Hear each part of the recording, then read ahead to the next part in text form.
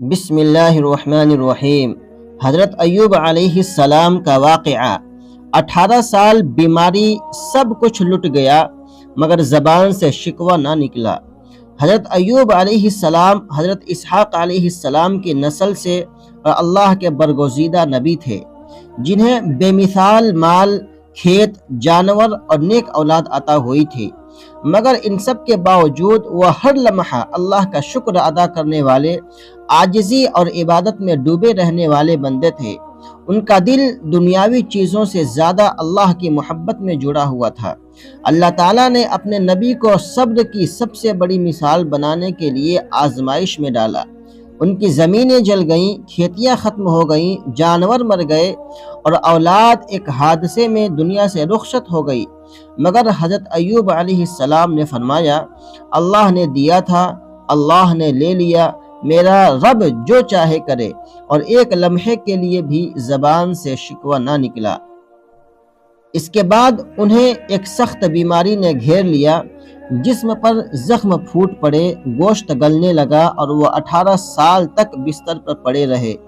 لوگ نفرت سے دور ہو گئے، رشتہ دار چھوڑ گئے، یہاں تک کہ شہر سے باہر ایک کھنڈر میں ڈال دیے گئے، لیکن ان کی بیوی رحمہ ایمان، صبر اور وفا کی سب سے عظیم مثال بن کر خدمت کرتی رہیں۔ اس طویل بیماری اور آزمائش میں حضرت ایوب علیہ السلام نے کبھی اللہ کی نعمتوں کو نہیں بھلایا، نہ زبان پر شکایت آئی، بلکہ کہا، میرا رب جس حال میں رکھے اسی میں خیر ہے۔ حتیٰ کہ جب لوگ ان کی بیماری کو بدشگونی سمجھنے لگے تو انہوں نے اللہ کے حضور عاجزی سے دعا کی، رب انی مسنی الضر وانت ارحم الراحمین۔ اللہ تعالیٰ نے ان کی دعا سن لی اور وحی کے ذریعے فرمایا، اے ایوب، زمین پر اپنا پاؤں مارو۔ انہوں نے زمین پر پاؤں مارا تو وہاں سے ٹھنڈے پانی کا چشمہ نکلا۔